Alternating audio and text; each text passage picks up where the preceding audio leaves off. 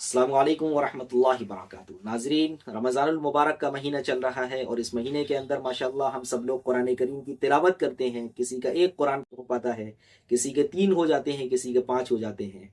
तो इस कुरान करीम के अंदर 14 आयत ऐसी होती हैं कि जिसके पढ़ने पर हमारे ऊपर सजदा करना वाजिब हो जाता है।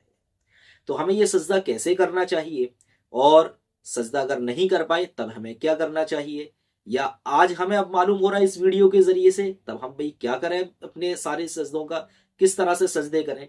तो आज मैं इसी को मैं क्लियर करने जा रहा हूँ।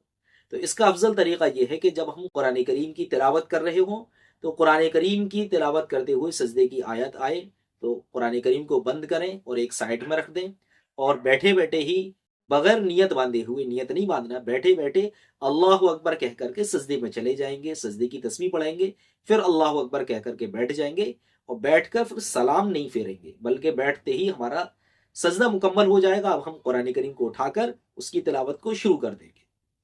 अब दूसरा मसला आता है कि भाई हमने सजदा नहीं किया और कुरान भी हमारा मुकम्मल हो चुका है।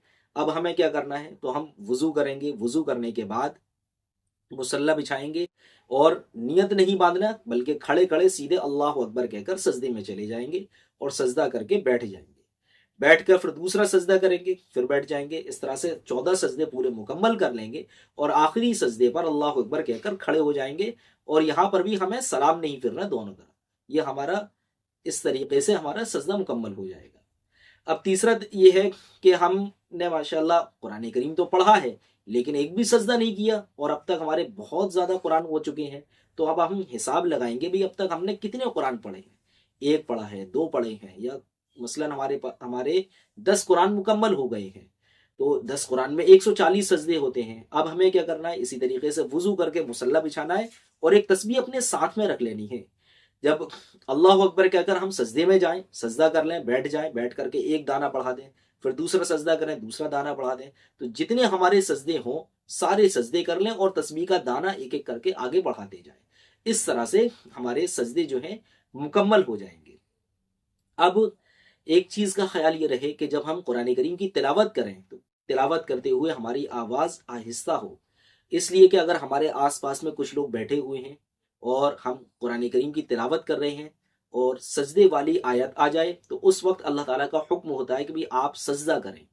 और सजदा हमारे ऊपर भी वाजिब होगा, हमने पढ़ा है। इसी के साथ में जिनके कानों तक आवाज पहुंची है सजदे तिलावत की, उनके ऊपर भी सजदा करना वाजिब हो जाता है। और उनको तो पता नहीं है कि भाई आपने जो आयत पढ़ी है ये सजदे वाली आयत है। लिहाजा इस चीज का ख्याल रहे कि जब ये आयत आए तो अपनी आवाज को आहिस्ता कर दे और आहिस्ता करके पढ़े।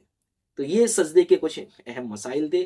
उम्मीद है आप सबको ये वीडियो पसंद आई होगी और आपको ये मसला भी समझ में आ गया होगा। तो इस वीडियो को ज़्यादा से ज़्यादा शेयर करें, दूसरों तक के पहुँचाएँ। अस्सलामु अलैकुम व रहमतुल्लाहि व बरकातहू।